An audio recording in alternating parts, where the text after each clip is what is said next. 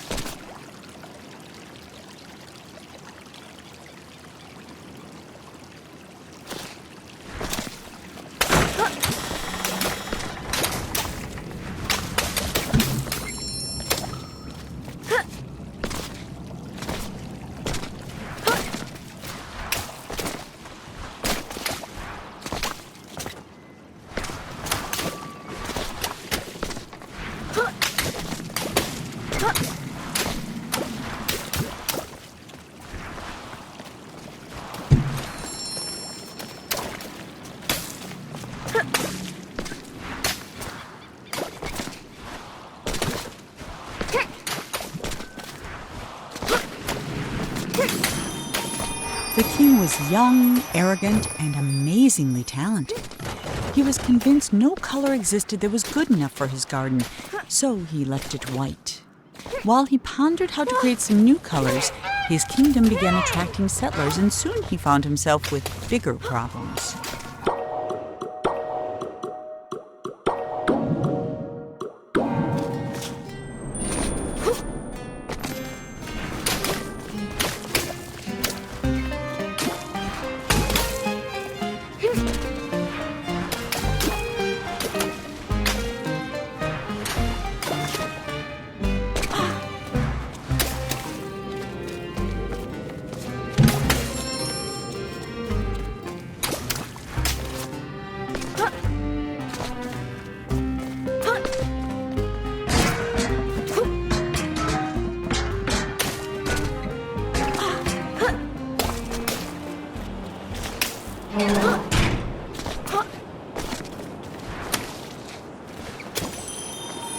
The king's new subjects were tired of white.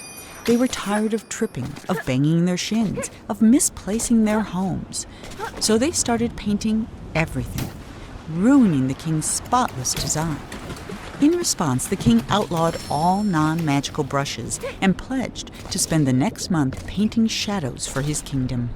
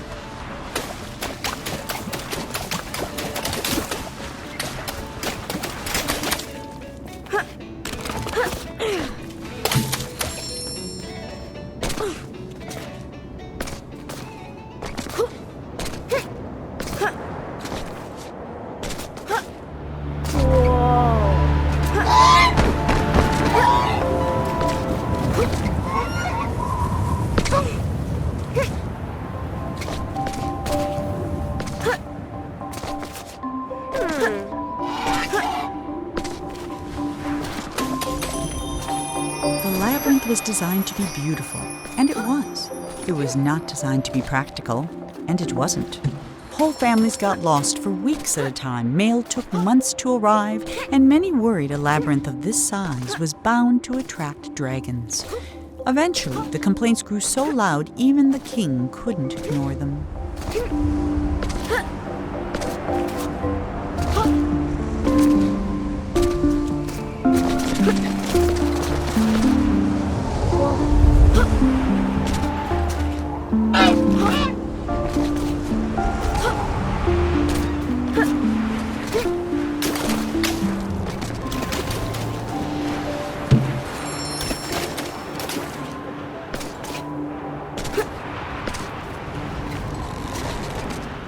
For the first time in weeks, Monroe felt good.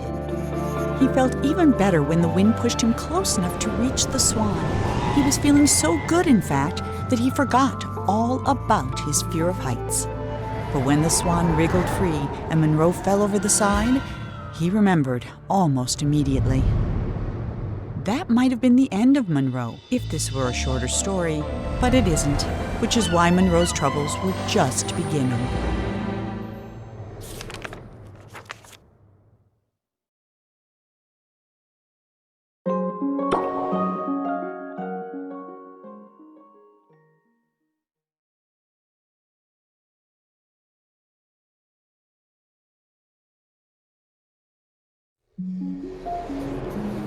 Monroe scrambled out of the water and found himself in a massive city with no sign of the swan or anyone else.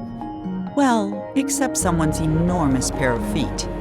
These were attached to a giant who could have been a big help in catching the swan, but unfortunately, here was the laziest giant who had ever lived, and it was his day off. Having celebrated in his usual way, he was now sleeping it off and quite unable to hear Monroe yelling. While he was looking for a way to wake the giant, Monroe noticed something even better: a floating ship.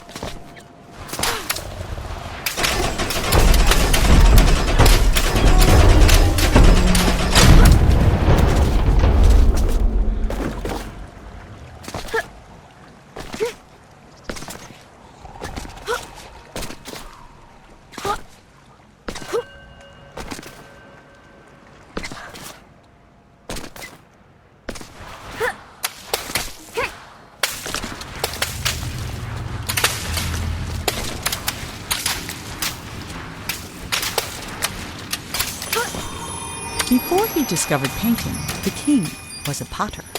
He loved the simplicity of a well-spun pot. So when his subjects complained that his new city was too austere and that there was nowhere to relieve themselves, the king ignored them. But when they started relieving themselves in his pots, the king hastily built them a sewer system.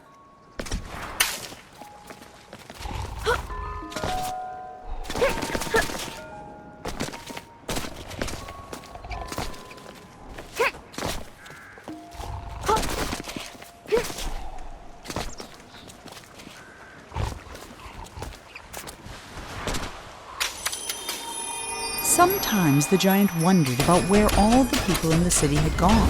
Mostly he worried they might come back and ask him to clean their gutters or put out their fires. But they never did, and that was why the giant, who was the laziest that had ever lived, was also the happiest.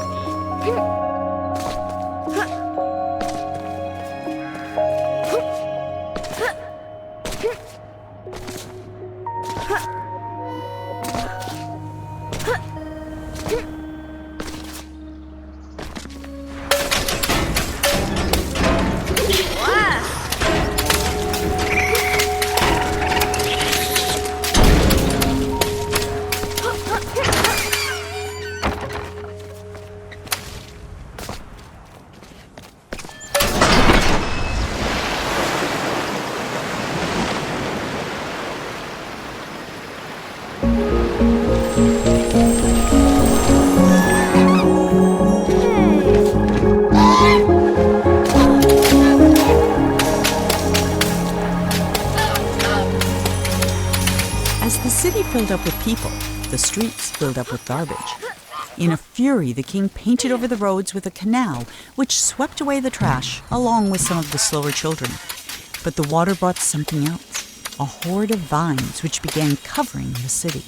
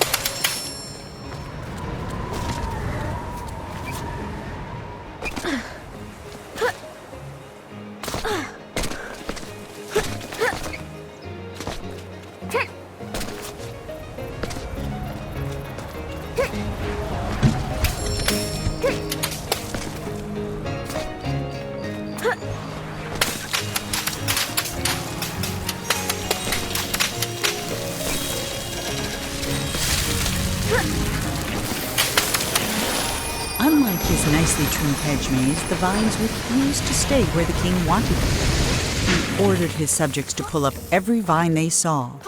But the people were getting tired of the king's endless decrees, so they secretly began watering the vines whenever the king wasn't looking.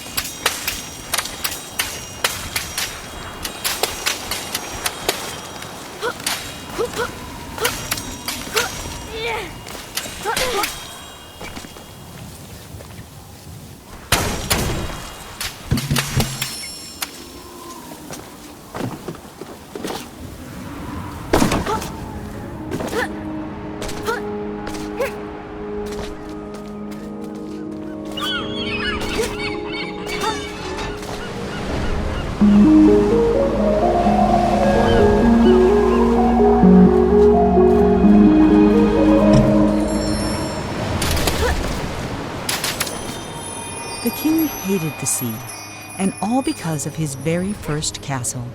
It was the only one he had ever come close to finishing, and it took him a single day. But then the tide came in and washed it all away. He vowed that someday he'd build a kingdom that would last forever.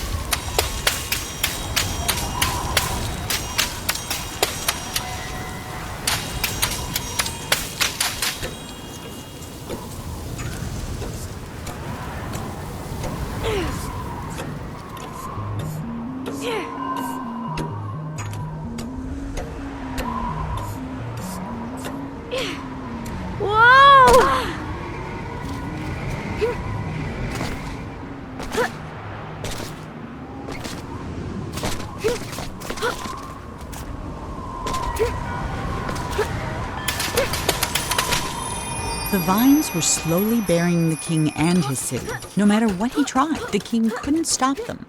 So he decided to create something that could. He mixed in paint thinner, malice, and snot, and soon had the outlines of a pretty horrible creature. But it wasn't until the thing began to coil its tentacles and snap its jaws that the king understood what he had made. And for the first time in his life, the king was afraid.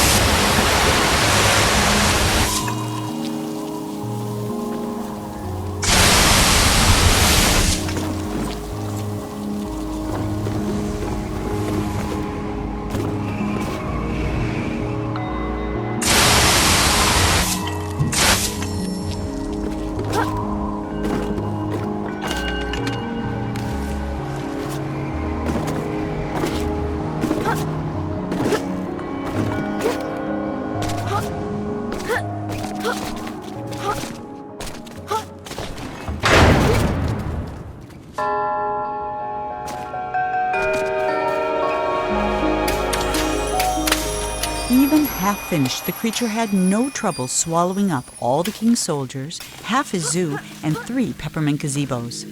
It was only with the help of his pet hippo and the giant that the king was able to force it into the sea. And though the water remained black for years after, the creature was never seen again on shore.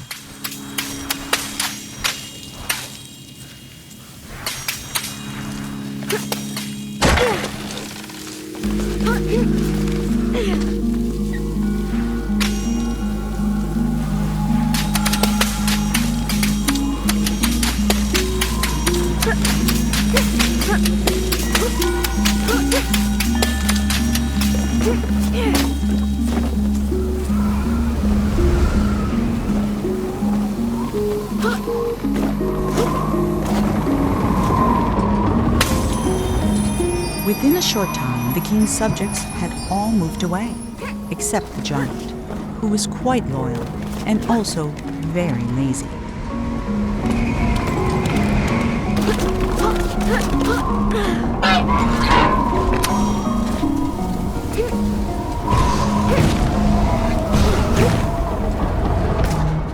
Monroe waved goodbye to the giant and set sail.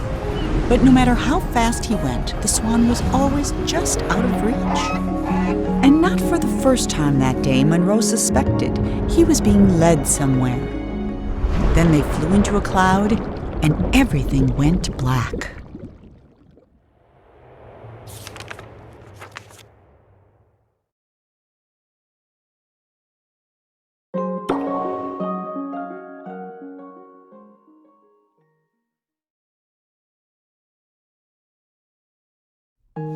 Monroe sailed on in darkness, following the swan's voice, but he never saw a thing. Not the stars, not the swan, and certainly not the tree he got stuck in. When the clouds lifted, the swan was gone, leaving Monroe alone in the middle of an immense forest. Since there was nothing else to be done, he jumped.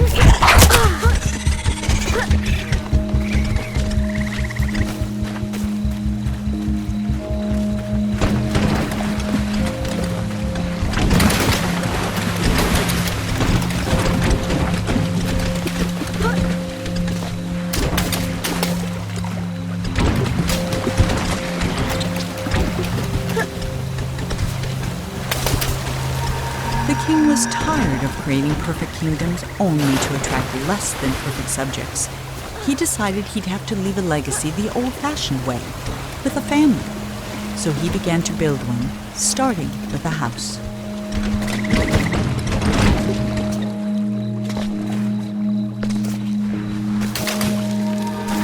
The king had never had much luck with people, so instead of trying to find a wife, he painted one. When she opened her eyes, the king was astonished. He had created a female version of himself. The king was in love.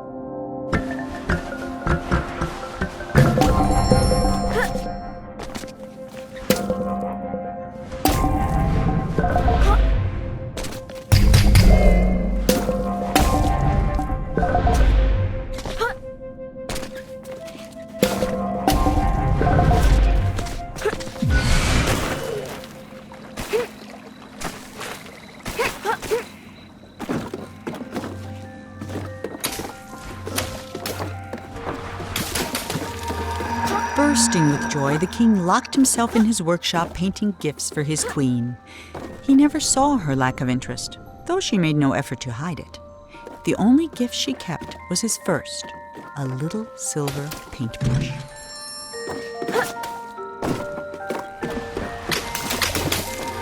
Every day the king painted a new room for the house, and every day he abandoned it as not good enough for his queen. While he slept, the queen spent her nights painting creatures of the forest, though she never finished a single one. 5 months went by before the king noticed she was pregnant.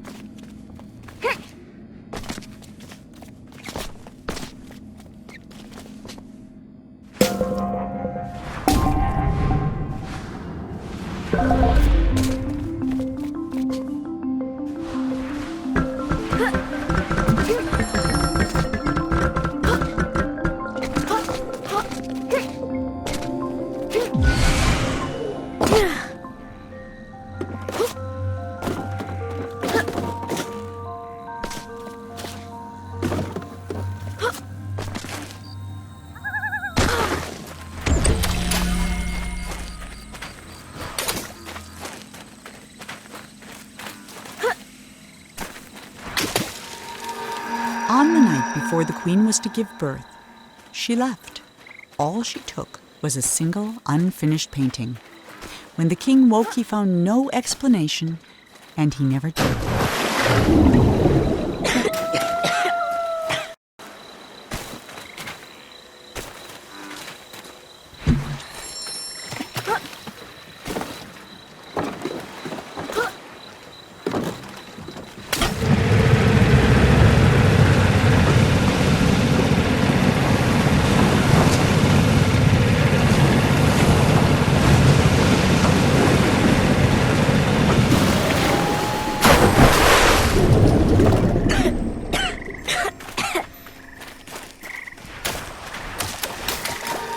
For 9 years, the king didn't paint a thing. Then he had a vision, a colossal monument of himself that would be his legacy for the ages. But he hadn't even finished painting the scale model, which was over 100 feet tall itself, when his powers began to fail. The king never finished another painting. Then one night he went to sleep and couldn't even finish his own dream, and he's been trapped inside it ever since.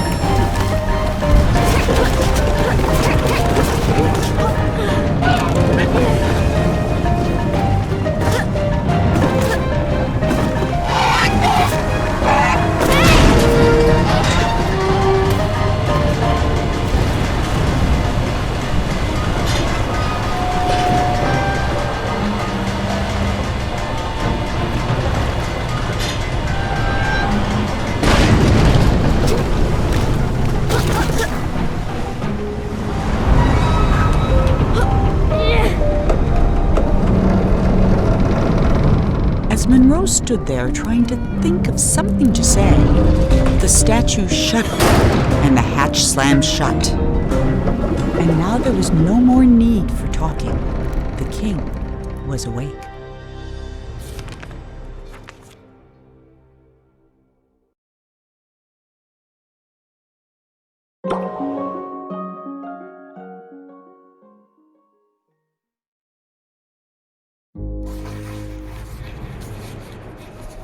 Ah, it's you, the boy from my dream.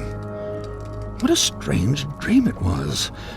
My life's work was being destroyed, and all I could do was watch. Come, sit here by the fire. It all began right there, in the house I grew up in.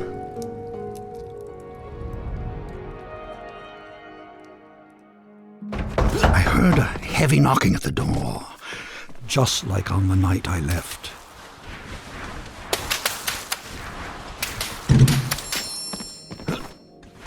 I opened the door, but there was nothing there, just white space.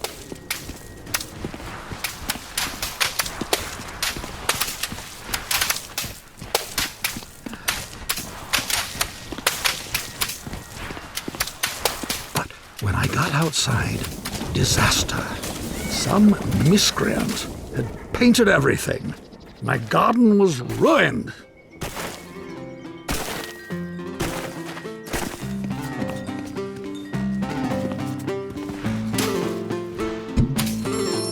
And then my statue spoke and said, "Help me! Some little hooligan is running around splattering everything in the garden. I think he's headed for the..." Something got in my mouth. Oh dear.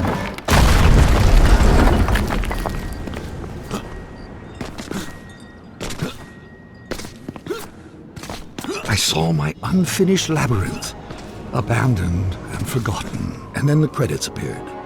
Your dreams have credits? Oh yes, and subtitles.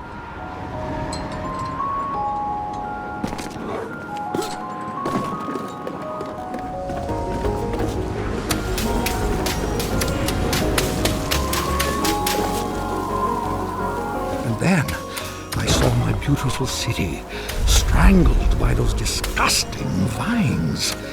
I built it to stand 100 lifetimes, and instead, it'll be buried in one, a monument for weeds.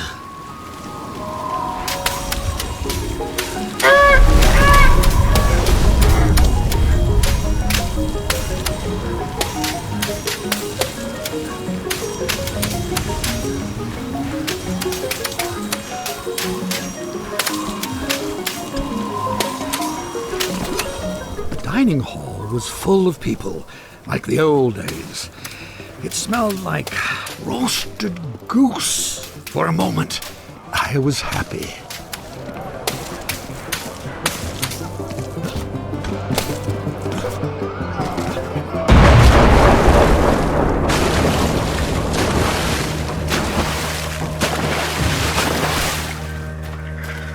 I felt my own death rising up around me.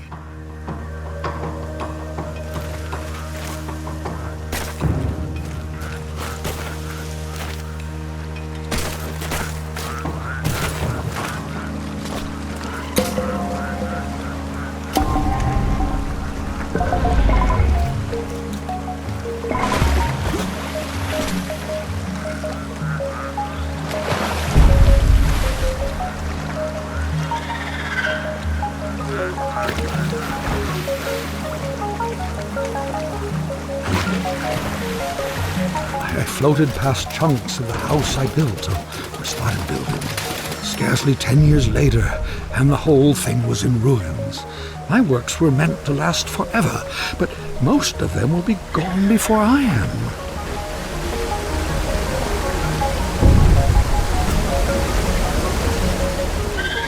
I was at a funeral. My own, as it turned out. No one was there, except you.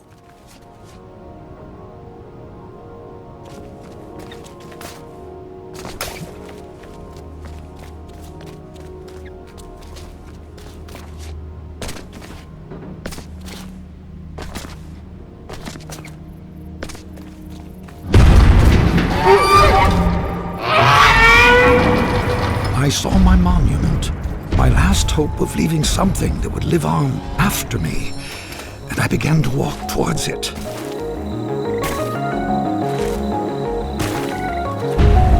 And with each step I took, I got larger.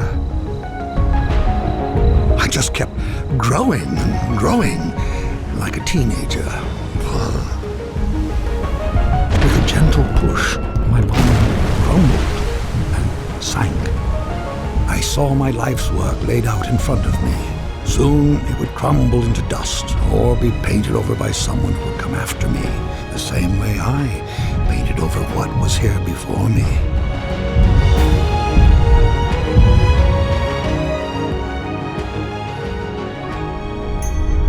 When the universe ended, I knew that everything I'd made was over.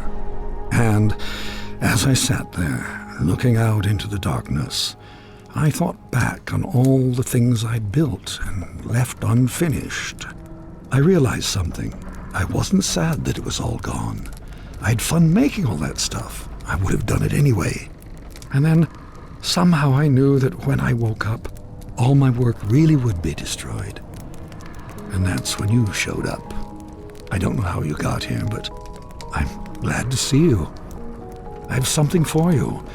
This brush isn't mine anymore. My work is over. It belongs to you now. I hope it makes you happy and that someday they will say, he is a better man than his father. That door will take you anywhere you want to go. But leave quickly, child. None of this will last for long. And that night, even though he was very tired, Monroe did something that would have made his mother very happy. He painted.